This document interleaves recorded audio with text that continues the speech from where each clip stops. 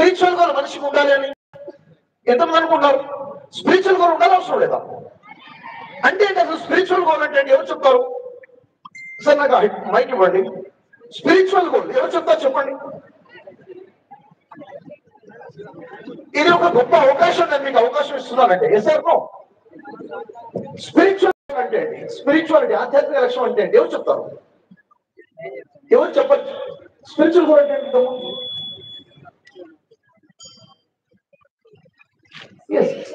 అంటే తెలియదు కానీ స్పిరిచువల్ లైఫ్ ఒక మంచి చెడు అని తెలుసుకోవడానికి స్పిరిచువల్ గోల్ ఉండాలని.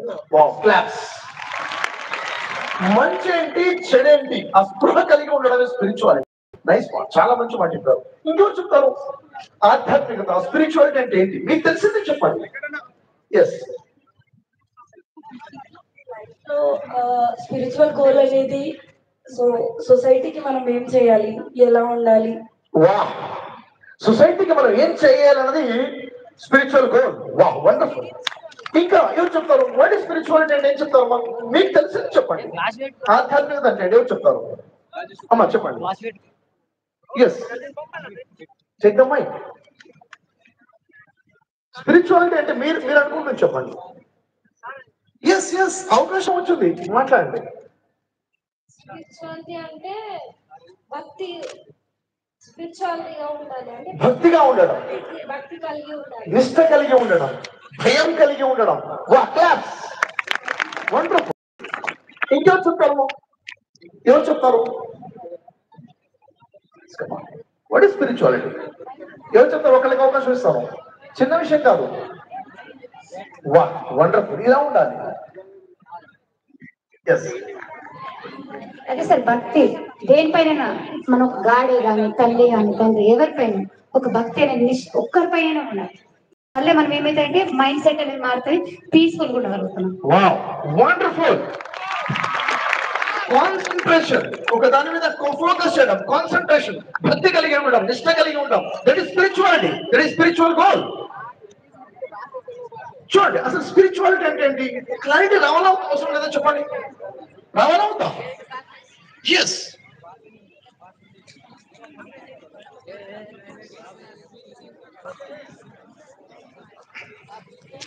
చూడండి, స్పిరిచువల్ గోల్ అంటే, స్పిరిచువాలిటీ అంటే నువ్వు రోజుకి ఎన్ని టైంలో నమాజ్ చేస్తున్నావు, నువ్వు ఎన్నిసార్లు ప్రార్థన చేస్తున్నావు, నువ్వు ఎన్నిసార్లు పూజలు చేస్తున్నావు అన్నది స్పిరిచువాలిటీ. Yes or no? అది కాదు స్పిరిచువాలిటీ. యాక్చువల్గా స్పిరిచువాలిటీ అంటే ఏంటో చెప్పరా? మొట్టమొదటి విషయం ఏంటంటే నేను గొప్పవాడిని కాదు అన్నది స్పిరిచువాలిటీ ఫస్ట్ పాయింట్. ఏంటది? నేను గొప్పవాడిని కాదు. ఎందుకు కాదు? గొప్పవాడి పైన ఉన్నాడు కాబట్టి నేను గొప్పవాడిని కాదు. అర్థమైనా? అంటే ఏంటో తెలుసా? నిరహంకారంగా మారడం, అహంకారం లేకుండా మారడం. నేను గొప్పవాడిని కాదు, నిరహంకారంగా అహంకారం తీసేయడం, గొప్పవాడు పైన ఉన్నాడు అన్న ఆలోచన కలిగి ఉండడమే స్పిరిచువాలిటీలో మొట్టమొదటి మెట్టు. సెకండ్ మెట్టు ఏంటి సార్? రెండోది ఏంటి సార్ స్పిరిచువాలిటీలో? స్పిరిచువాలిటీలో సెకండ్ ఏంటి అంటే నా దగ్గర ఉన్నది అంతా కూడా, నా దగ్గర ఉన్న ప్రతిదీ కూడా నాది కాదు, ఇవ్వబడింది. నా దగ్గర ఉన్నది ఏది కూడా నాది కాదు, ఇవ్వబడింది. అర్థమవుతుందా? ఈ కళ్ళు నానా? ఇవ్వబడ్డాయా? ఇవ్వబడ్డాయి. ఈ కళ్ళు ఇవ్వబడ్డాయి, నా కళ్ళు కాదు. ఈ అందం నాదా? ఇవ్వబడిందా? ఈ గొంతు నాదా? ఇవ్వబడిందా? ఈ తెలివి నాదా? ఇవ్వబడిందా? ఇవ్వబడింది. కాబట్టి నీతి కనబడి నీకు అహంకారం ఎందుకు చెప్పు? సింపుల్. స్పిరిచువాలిటీ అంటే నేను గొప్పవాడిని కాదు, గొప్పవాడు ఒకడు ఉన్నాడు, ఉన్నదంతా కూడా ఇవ్వబడింది, ఏది నా సొంతం కాదు, అంతా ప్రసాదితమే, నిరంకారంగా ఉండడము. ఇంకేం సార్ స్పిరిచువాలిటీ అంటే? ఇచ్చినవాడు, కళ్ళిచ్చినవాడు చూస్తున్నాడు, చెవులిచ్చిన వాడు వింటున్నాడు, ఓహో, నువ్వు మాట్లాడే ప్రతి వింటున్నాడు, పైన ఉన్నాడు. నువ్వు చేసే ప్రతి పని కూడా వింటున్నాడు, చూస్తున్నాడు. జాగ్రత్త, ఒళ్ళు దగ్గర పెట్టుకుని బతుకు. ఎలా మాట్లాడేటప్పుడు ఒళ్ళు దగ్గర పెట్టుకుని మాట్లాడు, పనులు చేసేటప్పుడు ఒళ్ళు దగ్గర పెట్టుకుని పనులు చేయి. ఎందుకంటే వింటున్నాడు, చూస్తున్నాడు కాబట్టి. This is spirituality. This is spirituality. అవునా కదా చెప్పండి? నా జీవితం నా ఇష్టం, నో, నా జీవితం నా ఇష్టం కాదు. ఈరోజు మన ఫీలింగ్ అమ్మేవాళ్ళు చెప్తే ఏదమ్మా నువ్వు చెప్పేది, నానేమంటే ఏంటి ఎప్పుడో చెప్తావు, నాన్న మాట అనేమో అమ్మనో మాట అనేమో, ఎవడైనా ప్రశ్నిస్తే నువ్వెవడు నాకు చెప్పడానికి అంటాం. ఇదేదో నా సొంత జీవితం లాగా. అవునా కదా? No sir.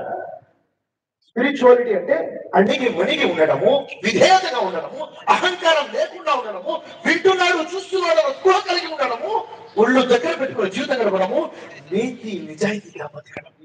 నీతి నిజాయితీతో బతకడం. ఏంటి నీతి నిజాయితీ? ఎవ్వరూ లేకపోయినా కానీ, నేను ఒంటరిగా ఉన్నా కానీ వింటున్నాడు చూస్తున్నాడు అన్న స్పృహను కలిగి నీతితో నిజాయితీతో బతకడం. ఇంకో వ్యక్తితో ఉన్నప్పుడు మానవత్వాన్ని కలిగి ఉండడం, మరొక వ్యక్తితో ఉన్నప్పుడు మానవత్వాన్ని కలిగి ఉండడం. ఇది స్పిరిచువాలిటీ. అర్థమవుతుందా? ఒక ఆకలిగా ఉన్నవాడు నాకు కనబడ్డాడంటే, ఆకలిగా ఉన్నాడు కనబడ్డాడు కాదు, ఆకలిగా ఉన్నవాడిని నా ముందు దేవుడు తీసుకొచ్చాడు అంతే. ఇది నా కోసం పరీక్ష. కేర్ చేస్తానా? ఐ డోంట్ కేర్ అంటానా? That is spirituality. ఆకలిగా ఉన్నవాడికి అన్నం పెట్టడం స్పిరిచువాలిటీ. ఆపదలో ఉన్నవాడికి ఆదుకోవడం స్పిరిచువాలిటీ. మానవత్వం కలిగి ఉండడం స్పిరిచువాలిటీ. నువ్వు ఎన్ని నమాజులు చేస్తున్నావు, ఎన్ని ప్రార్థనలు చేస్తున్నావు, ఎన్ని పూజలు చేస్తున్నావు అన్నది కాదు స్పిరిచువాలిటీకి కొలమానం, స్కేల్. మీరు ఎంత హ్యుమానిటీ ఉంది, దట్ ఈస్ ద స్కేల్. అదే మానవ సేవయే మాధవ సేవ అంటాం. మానవ సేవయే మాధవ సేవ. సో మనుషులందరినీ కూడా మనకు సమానంగా చూడటము, ఇది ఒక అవకాశంగా గమనించడము, సేవ చేయడం, సోషల్ రెస్పాన్సిబిలిటీ కలిగి ఉండడము, దట్ ఈస్ స్పిరిచువాలిటీలో భాగం.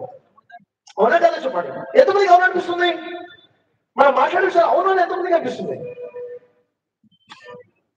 ఏమైంది? చేతులు నొప్పులా, లేకపోతే ఏంటి ప్రాబ్లం ఏంటి అసలు? చేయవసారి కుడి చేయి లేకుండా వస్తారు అందరూ. ఉందో లేదో చూద్దాం ఫస్ట్. నేను లేదేమో అసలు, ఎందుకు లేవట్లేదు, చేయలేదా అన్న డౌట్ వస్తున్నాను. చేతులు అయితే ఉన్నాయి అందరికి, మరి ఎందుకు లేవట్లేదు? ఎస్, చూడండి, ప్రతి మనిషి 5 లక్షలు ఉండాలనుకున్నాం కదా, ఇక్కడ ఎన్ని ఉన్నాయి? 4. 5ది మిస్ అయింది. ఏంటది? ఏం మిస్ అయింది? ప్రొఫెషనల్ గోల్ వచ్చింది, ఫ్యామిలీ గోల్ వచ్చింది, సోషల్ లైఫ్ వచ్చింది, స్పిరిచువల్ లైఫ్ వచ్చింది. ఒక్కటి మిస్ అయింది, ఒక్కటి తగ్గింది. ఏంటది? Self goal, personal goal. Very good, చెప్తుంటారు. Congratulations, very good. Personal life. వ్యక్తిగతంగా నా ఆరోగ్యం ఎలా ఉంది, నా మానసిక ఆరోగ్యం ఎలా ఉంది, నా శారీరక ఆరోగ్యం ఎలా ఉంది, నా స్కిల్స్ ఎలా ఉన్నాయి, నా కెపబిలిటీస్ ఎలా ఉన్నాయి, నా నాలెడ్జ్ ఎలా ఉంది, నేను నా లక్ష్యం, నా హ్యాండ్ రైటింగ్ ఎలా ఉంది, నా మాట్లాడే విధానం ఎలా ఉంది, ఎలా ఉండాలి, ఎలా ఉన్నాను. Personal life, personal goal. అర్థమవుతుందా? Personal life, personal goal. Okay. So this is success అంటే గోల్ ఉండడము, దాన్ని రీచ్ అవ్వడం. గోల్ అంటే 5 రకాల లక్ష్యాలు ఉండాలి. ఇంతవరకు క్లారిటీ ఎంతమందికి వచ్చిందా? సో నెక్స్ట్, మరి ఆ సక్సెస్ అవ్వాలంటే ఏముండాలంట? Shaping personality అవ్వాలంట. వ్యక్తిత్వ నిర్మాణం అవ్వాలి, మన వ్యక్తిత్వం నిర్మించుకోవాలి. వ్యక్తిత్వం అంటే ఏంటి? పర్సనాలిటీ డెవలప్మెంట్ అంటే ఏంటి? What is personality development? ఎవరు చెప్తారు? పర్సనాలిటీ డెవలప్మెంట్ అంటే ఏంటి? ఎవరు చెప్తారు? ఎవరికైనా అవకాశం ఇస్తున్నాను, ఇక్కడికి వచ్చి నా పక్కన నుంచి మాట్లాడే అవకాశం. ఎవరు వస్తారు? చిన్న అవకాశం కాదు, లైఫ్ టైం గుర్తుండిపోతుంది మీకు. స్టూడెంట్స్ కి అవకాశం ఇస్తున్నాను, స్టూడెంట్స్ కి. చిన్న ఆపర్చునిటీ కాదు, ఇంత పెద్ద మందులు మీరు వచ్చి మాట్లాడి వెళ్తారు. స్టూడెంట్స్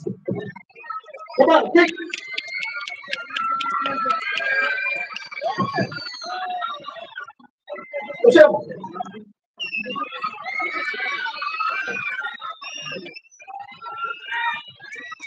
ఇద్దరికి సార్, మీరిద్దరు కూడా. ఎస్, ఇటు వచ్చారు. వ్యక్తిత్వ నిర్మాణము.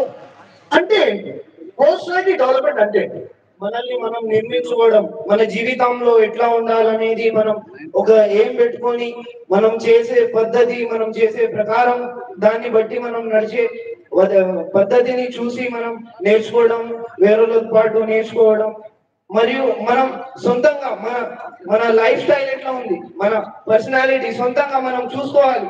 మన వీక్నెస్ ఏది అని చూసుకోవాలి, మనం దాన్ని డెవలప్ చేసుకోవాలి. అదే మన పర్సనాలిటీలో. అలా సరిపోదు, నిల్చొని కొట్టాలి.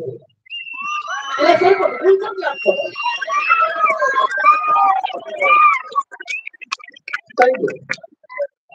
ఎందుకో తెలుసా, స్టేజ్ మీద వచ్చి మాట్లాడేది క్లాస్ కొట్టాల్సిందే.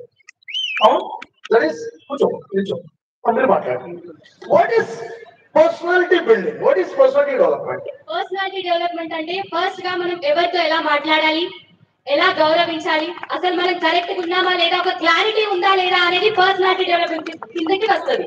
ప్లస్ ఎలా మాట్లాడితే వాళ్ళు హర్ట్ అవ్వకుండా ఉన్నారు, మనం ఎలా మాట్లాడాలి అనే క్లారిటీ, మన వల్ల ఇతరులు సంతోషంగా ఉన్నది చూసుకోవడం, అది పర్సనాలిటీ డెవలప్మెంట్ కింద వస్తుంది అని నేను అనుకుంటున్నాను.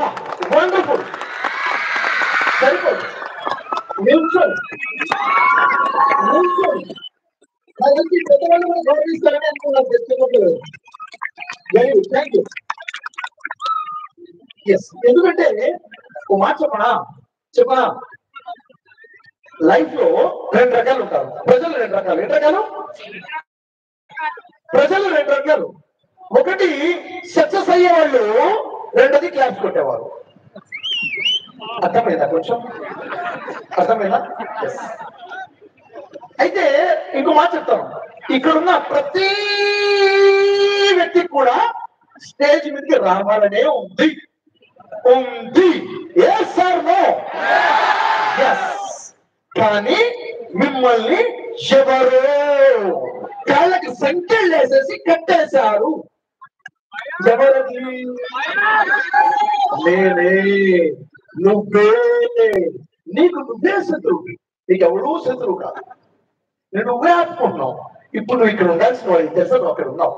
ఇప్పుడు నువ్వు ఇక్కడ ఉండాల్సిన వాడివి. యాక్చువల్లీ పొజిషన్ అది నువ్వు అక్కడ ఉన్నావు. ఎందుకో తెలుసా, నిన్ను నువ్వు ఆపుకున్నావు. నువ్వు ఆపుకున్నావు. లేదు సార్, నేను వెనక ఉన్నాను, వాళ్ళు ముందున్నారు. కాదు, వీళ్ళు వెనక నుంచే వచ్చారు. వీళ్ళు ఎక్కడో వెనక నుంచి నడుచుకుంటూ వచ్చారు. సో లైఫ్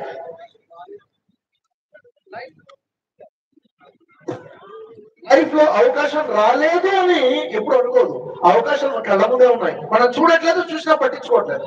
ఎసరు నెక్స్ట్ అవకాశం వస్తే నేను వస్తాను అని ఎవరు ఎంతమంది? నిజమా? ఓహో, కమాన్, మీరు చెప్పండి. నాకు తెలిసింది నేను చెప్తాను, చదువుకుంది నేను చెప్తాను. ఇక్కడ అందరికీ అది తెలిసే ఉంటుంది, అదొక సబ్జెక్ట్ నుంచి వచ్చిన ఆన్సర్. పర్సనాలిటీ డెవలప్మెంట్ అంటే సాంఘిక నైపుణ్యం కలిగి ఉండాలి, మానసికంగా దృఢంగా ఉండాలి, పరిపక్వత కలిగి ఉండాలి, నైతిక విలువలను కలిగి ఉండాలి. ఇవన్నీ కలిగి ఉంటేనే అది పర్సనాలిటీ డెవలప్మెంట్ అవుతుందని నేను నమ్ముతున్నాను. చెప్పాల్సిన అవసరం లేదు, నాకు తెలుసు.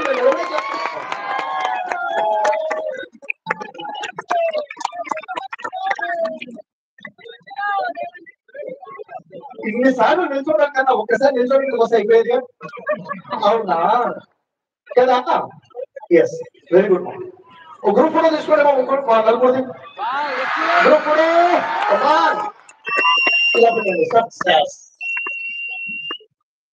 ఇటు జరగాలి.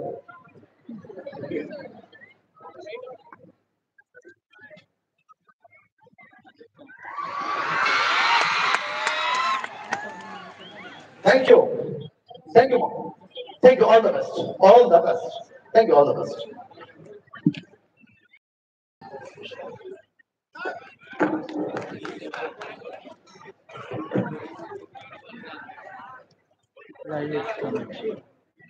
చార్జెస్ ఎట్లున్నాయి?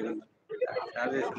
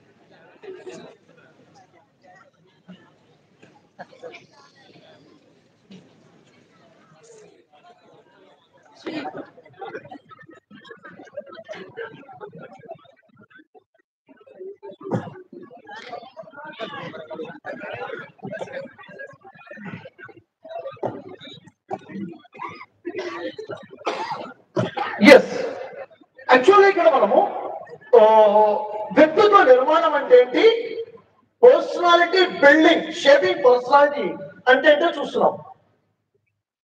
ఓకే, షేపింగ్ పర్సనాలిటీ అంటే ఏంటో చూస్తున్నాం. ఏంటది షేపింగ్ పర్సనాలిటీ? నిజంగా చెప్పాలంటే ఇంతకుముందు మనం మాట్లాడుకున్నాం, ఒక మనిషి యొక్క మాట్లాడే విధానం, కమ్యూనికేషన్. ఒక మనిషి మాట్లాడే విధానం, ఎలా మాట్లాడుతున్నాడు, 10 మందితో ఎలా పలకరిస్తున్నాడు, ఎలా మాట్లాడుతున్నాడు, ఎలా పలకరిస్తున్నాడు, దట్ ఈస్ పర్సనాలిటీ. ఎలా బిహేవ్ చేస్తున్నాడు, దట్ ఈస్ పర్సనాలిటీ. ఎదుటి వ్యక్తి నుంచి ఎలా ఆలోచిస్తున్నాడు, దట్ ఈస్ పర్సనాలిటీ. తన మానసిక పరిపక్వత ఎలా ఉంది, దట్ ఈస్ పర్సనాలిటీ. ఇవన్నీ కూడా ఉన్నాయి. నిజంగా చెప్పాలంటే పర్సనాలిటీ అనేది ఒక 2 రకాలని చెప్పొచ్చు, 2 టైప్స్ లో మనం డివైడ్ చేయొచ్చు. ఏంటది 2 టైప్స్ ఆఫ్ పర్సనాలిటీ ఏమేమి ఉంది అంటే, ఒకటి ఎక్స్టర్నల్ పర్సనాలిటీ, ఇంకోటి ఇంటర్నల్ పర్సనాలిటీ. ఎక్స్టర్నల్ పర్సనాలిటీలో ఏమేమి వస్తాయి చెప్పండి. ఎక్స్టర్నల్ పర్సనాలిటీ అంటే బయటికి కనబడే పర్సనాలిటీ. మీ డ్రెస్సింగ్ ఎలా ఉంది, మీ మాట తీరు ఎలా ఉంది, మీ చూపు ఎలా ఉంది, మీ బిహేవియర్ ఎలా ఉంది, ఓకే, మీ స్కిల్స్ ఎలా ఉన్నాయి, మీ నాలెడ్జ్ ఎలా ఉంది, ఇవన్నీ కూడా బయటికి కనిపిస్తాయి. బయటికి కనబడేటువంటి ఎక్స్టర్నల్ పర్సనాలిటీ. ఒక ట్రీని ఎగ్జాంపుల్ గా తీసుకుంటే బయటికి కనిపించే పర్సనాలిటీ ఉంది, ఇంకోటి ఇంటర్నల్ పర్సనాలిటీ, బయటికి కనబడే పర్సనాలిటీ. ఒక చెట్టును చూసారంటే ఎప్పుడు కూడా దాని రూట్స్ మీకు కనబడవు, రూట్స్ మాకు కనబడవు, దట్ ఇంటర్నల్ పర్సనాలిటీ. ఈ రెండింటిలో అసలు ఇంటర్నల్ పర్సనాలిటీ అంటే ఏంటి? మీ ఆలోచన విధానం, మీ భావాలు, మీ మైండ్ సెట్, మీ పాజిటివిటీ, మీ నెగటివిటీ, మీలో ఎమోషన్స్ ఇంటర్నల్ గా ఉన్నది. అయితే ఇప్పుడు చెప్పండి, ఇంటర్నల్ పర్సనాలిటీ, ఎక్స్టర్నల్ పర్సనాలిటీలో ఈ రెండింటిలో మోస్ట్ ఇంపార్టెంట్ ఏంటి? Internal personality. ఏ సార్ నో? ఎక్స్టర్నల్ కాదా? ఎక్స్ట్రా అవసరం లేదా? అంటే ఇలా ఉండాలా, ఇలా ఉండాలంటే అలా ఇంటర్నల్ పర్సనాలిటీ ఉంటే సరిపోతుందా? ఎక్స్ట్రా అవసరం లేదా? ఎక్స్టర్నల్ లేకపోయినా పర్లేదు, ఇంటర్నల్ పర్సనాలిటీ ఉండాలి. ఎందుకంటే ఇంటర్నల్ పర్సనాలిటీ ఉంటే ఈ రోజు కాకపోతే రేపైనా చిగురిస్తుంది, ఎక్స్టర్నల్ వచ్చేస్తుంది. అదే ఎక్స్టర్నల్ పర్సనాలిటీ ఎంత ఉన్నా ఇంటర్నల్ పర్సనాలిటీ లేకపోతే ఎక్స్టర్నల్ గా ఉంది వాడిపోతుంది, ఇక మిగిలి ఉండదు, జీవమే ఉండదు కదా. కానీ ఈ రోజు మనం ఏం చేస్తున్నాం తెలుసా? మన పూర్తి ఫోకస్ ఎక్స్టర్నల్ పర్సనాలిటీ మీదే పెడుతున్నాం. నేను ఎలా కనిపిస్తున్నా, నా బైక్ ఎలా ఉంది, నా సైకిల్ ఎలా ఉంది, నా కార్ ఎలా ఉంది, నా ఫోన్ ఎలా ఉంది, నా ఇల్లు ఎలా ఉంది, నా గెటప్, నా మేకప్ ఎలా ఉంది, నా వాచ్ ఎట్లా ఉంది, ఇదే ఎక్స్టర్నల్ పర్సనాలిటీ మొత్తం కూడా. లేని మొత్తం బిల్డప్ చూసుకోవడం ఎక్స్టర్నల్ పర్సనాలిటీ. ఇంటర్నల్ పర్సనాలిటీ ఇల్లే, ఫోకస్ లేదు. అసలు నా ఆలోచన విధానం ఎలా ఉంది, నాలో హ్యాపీనెస్ ఎలా ఉంది, అవునా, ఎదుటి వ్యక్తి గురించి పట్టించుకునే తత్వం ఎంత ఉంది, ఎలా ఉంది, ఇప్పుడు లేదే. చూడండి, అసలు ఒక వ్యక్తిని అర్థం చేసుకోవాలంటే, ఒక వ్యక్తిని అర్థం చేసుకుంటే ద బెస్ట్ ఎగ్జాంపుల్ మీకు ఇస్తాను. ఒక వ్యక్తిని అర్థం చేసుకోవాలంటే ఎలా అర్థం చేసుకోవాలి, దానికి సంబంధించి మనకి భగవద్గీతలో కురుక్షేత్రంలో ఉన్న రథం ఎంతమందికి తెలుసు? ఎంతమంది చూస్తున్నారు? కురుక్షేత్రంలో ఉన్న సారథ్యం, శ్రీకృష్ణుడు సారథ్యం వహిస్తున్న రథం చూడండి. దీన్ని మనం చూస్తే చాలా చక్కగా వివరించడం జరిగింది. ఒక మనిషి యొక్క వ్యక్తిని వ్యక్తిత్వం ఏంటంటే సార్, ఏదైతే రథం ఉందో, రథం కనిపిస్తుంది కదా, ఏదైతే రథం ఉందో ఆ రథం అంట మానవుని శరీరం. క్లారిటీగా వినండి, మనకు చాలా క్లారిటీ వస్తుంది ఇక్కడ. ఓకే, రథము అంటే శరీరము, మన బాడీ. మిమ్మల్ని మీరు ఊహించుకోండి, మీ బాడీ ఊహించుకున్నారా, మీ శరీరం అది రథం. ముందున్నటువంటి గుర్రాలు ఉన్నాయి కదా, అశ్వాలు ఉన్నాయి కదా, 5 గుర్రాలు మన పంచేంద్రియాలు, మన 5 ఇంద్రియాలు ఏమేమున్నాయి చెప్పండి. మన కళ్ళు ఉన్నాయి, చూస్తున్నాం, చెవులు ఉన్నాయి, వింటున్నాం, నోస్ ఉంది, వాసన చూస్తున్నాం, గాలి పీల్చుకుంటున్నాం, తర్వాత నాలుగు ఉంది, చూస్తున్నాం, స్పర్శ ఉంది, టచ్ చేస్తున్నాము. ఈ 5 ఇంద్రియాలు, పంచేంద్రియాలు, 5 గుర్రాలు. అయితే ఆ 5 గుర్రాలకు కూడా పగ్గ ఉంటుంది, కళ్ళం ఉంటుందా లేదా? ఎసారో ఆ కళ్ళం ఏదైతే మనసు, మనిషి యొక్క మనసు, మనిషి యొక్క మనసు. అయితే మనిషి యొక్క మనసు అంటే ఎక్కడ పడితే అక్కడ వెళ్ళిపోతూ ఉంటుంది. మనసు వెళ్ళిన దాకా, వెళ్ళిన ప్రతి దగ్గరికి మనిషి వెళ్ళకూడదు అంటారు. మనసు ఎక్కడెక్కడ వెళ్తుంది అక్కడ మనిషి వెళ్ళకూడదు. మనసు ఎక్కడెక్కడ వెళ్ళిపోతుంది, అచ్చేద్దాం, ఇచ్చేద్దాం, చూద్దాం, చూద్దాం, రకరకాల ఎక్కడెక్కడ మనసు వెళ్ళిపోతుంది. మనసు ఏదైతే చెబుతుందో అక్కడికి కన్ను వెళ్ళిపోతుంది, అక్కడికి చెవులు వెళ్ళిపోతాయి, అక్కడ మన స్పర్శ వెళ్ళిపోతుంది, మన ఇంద్రియాలు అక్కడికి వెళ్ళిపోతాయి. మనస్సు, మనసు అంటే ఏంటి? గుర్రాలకు ఉన్నటువంటి తాడు, కళ్ళం. అయితే ఆ కళ్ళం ఎవరి చేతిలో ఉంటుంది? శ్రీకృష్ణుడి చేతిలో ఉంది. ఇక్కడ శ్రీకృష్ణుడు అంటే మన బుద్ధి, మన బుద్ధి వివేకాలు, మన విచక్షణ, మన బుద్ధి వివేకాలు, విచక్షణ. ఇప్పుడు ఉదాహరణకి నాకు ఈ టైంలో సినిమా చూడాలి అనిపిస్తుంది.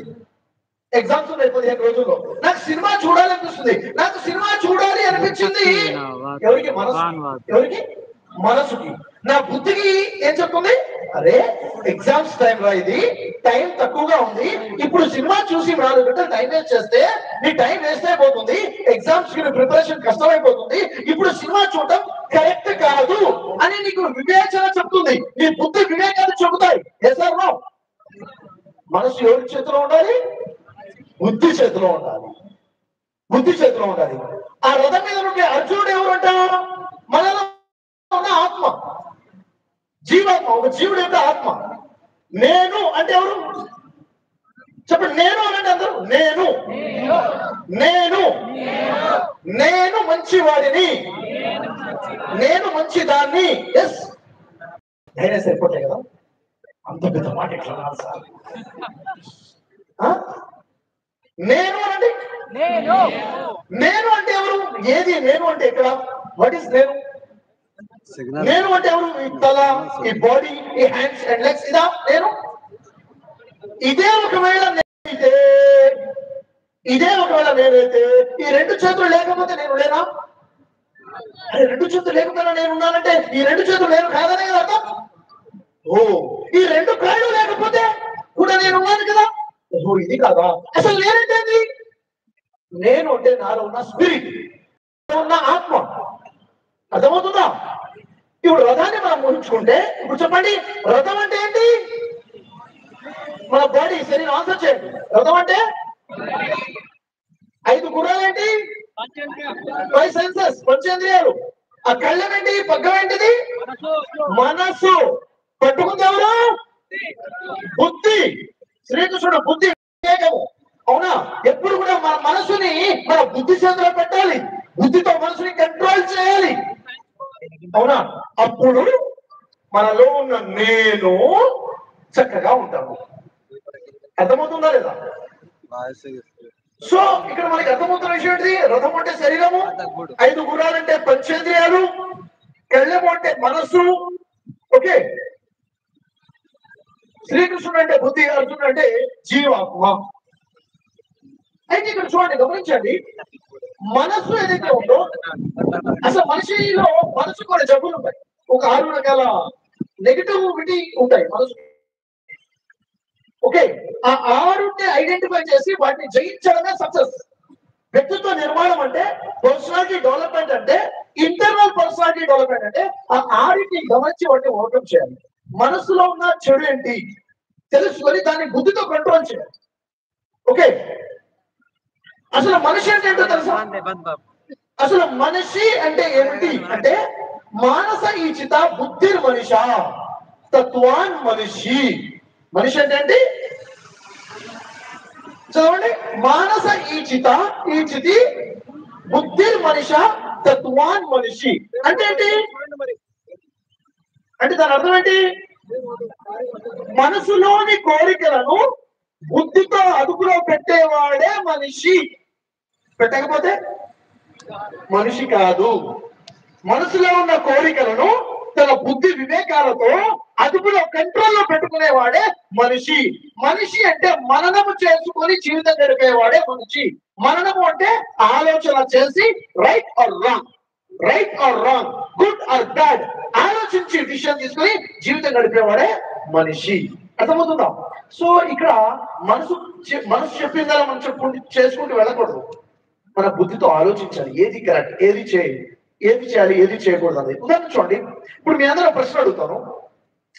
గతంలో ఏవైతే మీ ఎగ్జామ్స్ అయ్యాయో, మీకు రిజల్ట్స్ వచ్చాయో, గతంలో ఏవైతే ప్రీ ఫైనల్స్ జరిగాయా, దాని రిజల్ట్స్ వచ్చాయా?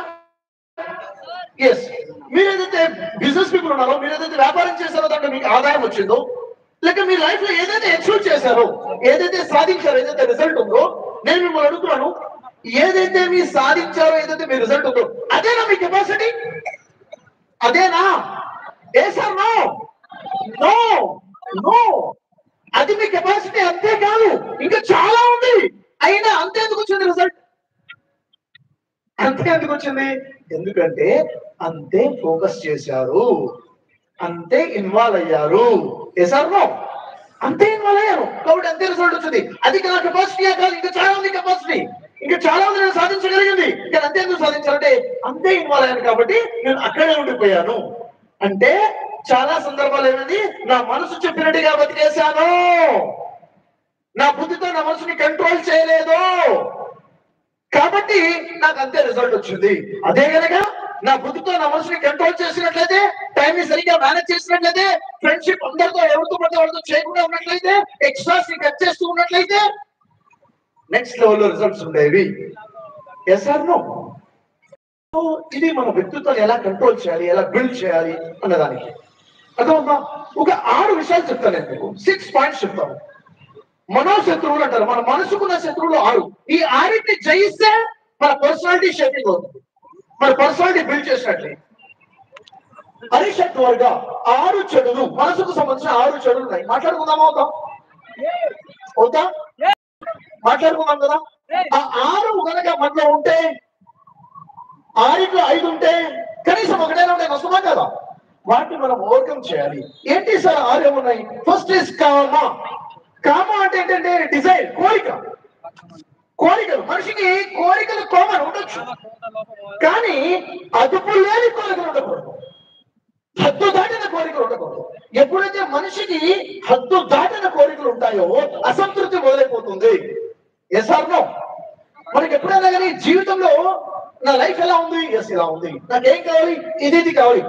హద్దు దాటిన కోరికలు ఉంటే మనిషికి డిస్సాటిస్ఫాక్షన్ మొదలైపోతుంది. ఇప్పుడు నేను మిమ్మల్ని అడుగుతున్నా, చెప్పండి, లైఫ్ లో ఎంతమంది హ్యాపీగా ఉన్నారు సార్? ఇప్పుడు 2 ఉన్నారు, 3 ఉన్నారు. ఎంతమంది హ్యాపీగా ఉన్నారు? 4. అబ్బో 4. 5. అబ్బో ఎంతమంది హ్యాపీగా ఉన్నారు? ఎక్కడ హ్యాపీ సార్? నా గురించి మీకు తెలియదు సార్. హ్యాపీ ఎక్కడి నుంచి వస్తుందండి? నా ప్రాబ్లమ్స్ మీ గురించి మీకు ఏం తెలుసు అని హ్యాపీనెస్ ఎక్కడి నుంచి వస్తుంది? ఎంత నా ఫీలింగ్ చూడండి. సరే, లైఫ్ లో ఎంతమంది సంతృప్తిగా ఉన్నారు, సాటిస్ఫైడ్ గా ఉన్నారు? సాటిస్ఫైడ్ ఎంతమంది ఉన్నారు? ఒక 5 10 మంది. చూడండి, రెండింటికి దానికి సంతోషానికి, హ్యాపీనెస్ కి, సాటిస్ఫాక్షన్ కి డిఫరెన్స్ ఏంటి? సంతోషానికి సంతృప్తికి డిఫరెన్స్ ఏంటి?